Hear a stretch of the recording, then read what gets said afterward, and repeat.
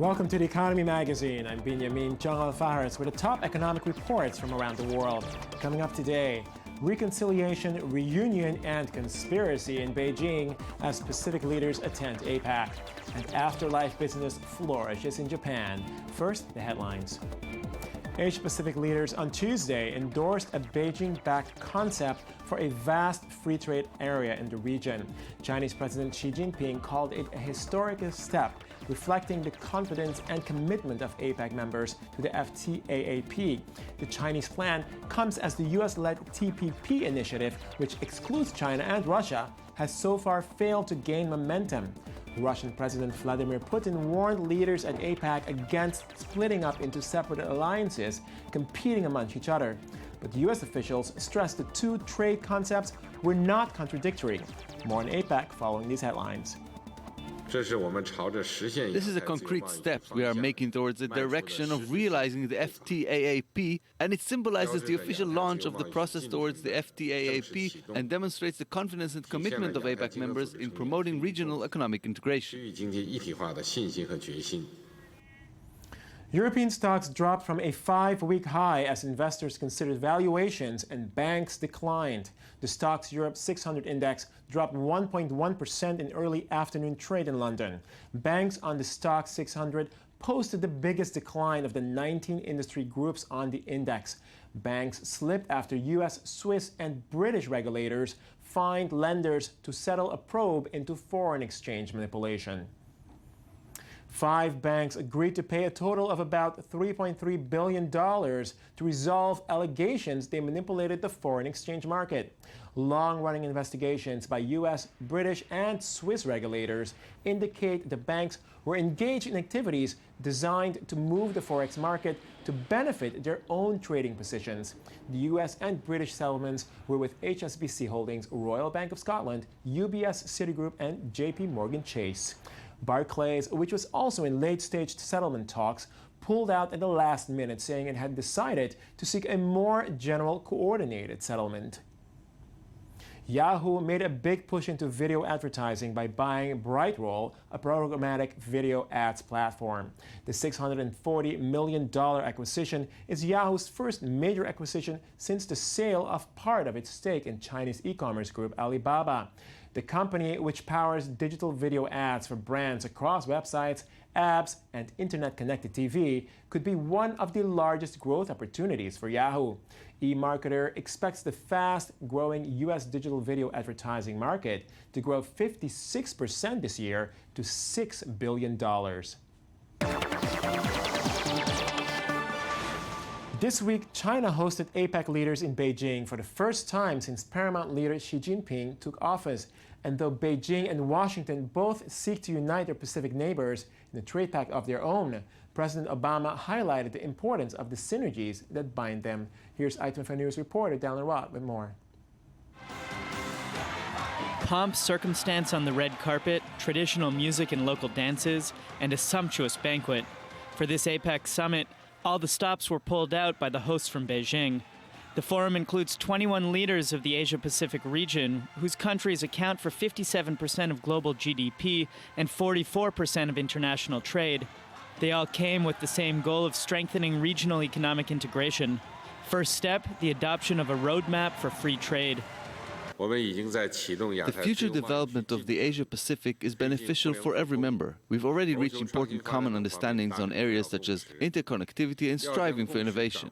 We need to turn common understanding into action, plan a development blueprint for the next 5, 10, even 25 years, step by step, practically carry the plan out. While Beijing and Tokyo are trying to resume dialogue, Washington called on China to liberalize its markets and the conversion of its currency so the central bank will have more reserves. The first step could reduce the cost of financing its business, while the second would end its financial dependence on the dollar. In addition, President Obama also announced a reciprocal visa extension agreement between the two countries. Keep in mind, last year, 1.8 million Chinese visitors to the United States contributed $21 billion to our economy and supported more than 100,000 American jobs. This agreement could help us more than quadruple those numbers. Still, the real dynamic duo of this forum is Chinese Premier Xi Jinping and Russian President Vladimir Putin. This is their 10th meeting in less than 2 years. I believe that settlement in national currencies between partners such as Russia and China is a very promising area of work, which help find new opportunities in bilateral trade and significantly impact global finance and energy markets. Bilateral relations are in good shape between China and Russia, which have signed several agreements, including a major energy deal, which some see as a snub to Western sanctions on Moscow relating to the crisis in Ukraine. Israel has long been referred to as the startup nation and Silicon Valley, but how long can it continue to ride on those tributes? According to some participants at the annual General Assembly Conference of the Jewish Federations of North America, it's time for Israel to upgrade. Joining us now from New York City is Tal Keinan, CEO and co-founder of investment management firm Clarity Capital. Mr. Keinan. Hi, thank you for having me. Thanks for joining us. You spoke to leading members of the American Jewish community at the General Assembly about the Startup Nation Chapter 2. What do you mean by Chapter 2, and what was your message to these American leaders? Well, first of all, the people I was talking to were some of the decision makers at the foundation endowment level. So there's over $80 billion today in Jewish Federation endowments across North America. And we are sponsors of an organization called the Investment Institute, which essentially tries to integrate best investment practices across those endowments. So if you think about it, if those $80 billion in endowment funds are underperforming as investment assets, let's say by 200 or 300 basis points, that can translate to $2.5 billion a year in what really should be looked at as lost funds that cannot go to causes like the causes that I spoke about at my talk yesterday. And the talk was really about that. I mean, it was not an investment management talk, but more, we've come a long way in Israel. The whole startup nation theme is exciting. I think it's one of the most exciting things going on in Israeli society. Never mind the Israeli economy, but it's not enough. High technology in Israel employs about 10% of the labor force. We've got to look at the other 90% and make sure that they are adequately engaged and employed, and be producing at a level that is commensurate with our legacy. Right, okay. I mean, 10% of the workforce, but way more than that in terms of actual output, right? What specific areas need improvement to reach this vision? Well, I think there's two main sectors that we should be focusing on. One is in education. I don't think our curriculum today, look, there are a lot of issues with the education system. I spoke specifically about curriculum. Our curriculum is not preparing students for a 21st century post-globalization world. So by and large, we're not coming out of the system equipped to contend with the world as it has evolved. And I think core to that is the English language, is that we need full fluency in the English language in order to contend. The English language is the first global lingua franca in the history of humanity. And our kids are not fully equipped. They're on average conversant in English. They are not fluent in English. And if you compare us to other countries, so we spent a little time on the Polish education system, which is really skyrocketing, while ours is actually in decline. You see that other countries are putting that emphasis on the English language, and I think it's something we need. Okay. That's on the education side. Yeah, sorry, go ahead. Sorry, I mean, I think we're going to have to cut it short because the sound is somewhat problematic. Tal Keinan, thank you very much for joining us from New York City. Okay, thank you for having me. Thank you very much for joining us. We move on now to Japan, where the afterlife preparation business booms. With a population that is expected to shrink by nearly 30 million people over the next 50 years, the market for funerals, graves, and anything related to the afterlife is very much alive. More in this report. Funerals are normally organized by the families or friends of the deceased, but among the rapidly aging population of Japan, a new trend has people setting up their own funerals and grave sites, according to the Reuters report. Although companies can only subcontract services from temples, Aeon, one of the biggest chains in Japan, is cashing in, offering consultations on will writing and even coffin fittings. The once taboo subject is out in the open. It used to be that talking about funerals or inheritance tax wasn't something proper or was bad luck. But as the population that is aging increases, there is more of a sentiment that it's something that needs to be thought about. Indeed, the outlook in Japan is a shrinking population, which will be 30 million people smaller over the next half-century. The funeral market is booming. Between the year 2000 and 2013, the number of businesses providing this service multiplied by 4 from over 500 to 2,000. The industry does over $5 billion of business annually. I figured at my age it might be a good idea to participate in one of these.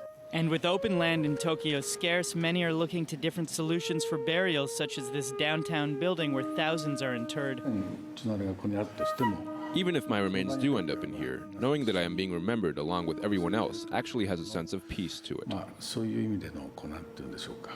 As Japan faces the future, many are finding reason to take part in this interesting and lucrative news story. And we're joined now by Daniel Roth for a discussion about a report that we did not want you to miss in Media Watch. Daniel, so it's all about net neutrality today, right? Yeah, net neutrality. Well, So we're going to focus on this for a moment because Barack Obama, President Obama, made a huge announcement. He said, we want to go ahead and make the internet in the United States thought of as a utility.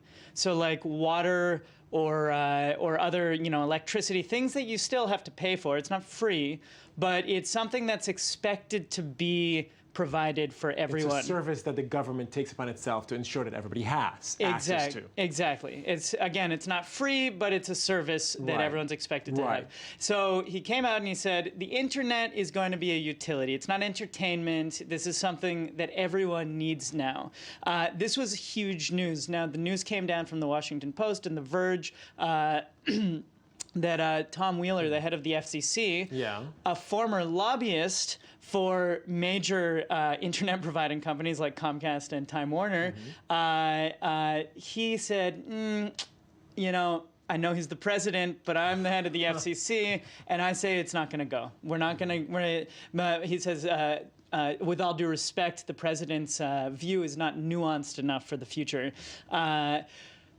It's worrisome for advocates of net neutrality that now there's going to be a big fight in Washington about this. Again, we saw a fight all the way down the road, and there's going to be a big fight. Now, what we're seeing is Google and other content providers on one side, and Comcast and other internet service providers on the other side. The service providers want to control how much content you get, how, and obviously the content providers want that to be free and thought of as a utility. It's going to be an interesting way forward. It's actually interesting to just think about, the television for such a long time, for various generations, was the main objective, so to speak, in terms of education also, just like the internet. Yet the internet is seen as slightly different. The internet, because I think it pulls more of you in. It's much more interactive. There's much more of a conversation going on. It's an online encyclopedia, basically, also. And also, it's people talk about it as holding the breadth of human knowledge. That's not the way we used to talk about TV. When people talked about TV once upon a time, we still talk about TV, but they're different types of media, and one of them is a way that humans connect, and the other is, by and large, an entertainment system. Gotcha. Beyond that, we have a new report that says that in the U.S., where 1.01% is going to own 90% of the wealth. Now, I bring this up because Jack Ma, who is the richest man in China, he's the entrepreneur who built Alibaba, told CNBC that he's very, very stressed out about all of the busy work that he has. He's not very happy at being so rich, and he wants to figure out how to get past being this rich. Can someone tell him that, hey, there's some people here at i24 News that would be happy to take some of the burden? This is our message to Mr. Ma. Is well, we want him to know that we're here to take that burden off. We want him to know. Yeah, it sure is not being an English teacher, is it? You know? Right. It's not the same thing. He says people look at him very differently. Of course. He's now going to start thinking about how he can get involved in philanthropy. I think probably this is the same impetus that put people like Bill Gates and others on the same kind of track. When you have that much money, it's hard to really connect with people because people have a hard time connecting with you. There's therapy for this, actually. There are actually therapists who deal with this. We're going to have to end here. Thank you very much, Daniel Roth. That is a wrap for us at The Economy Magazine, your daily source for economic and financial reports at i24 News. I'm Benjamin Cholifaras. Join us again tomorrow.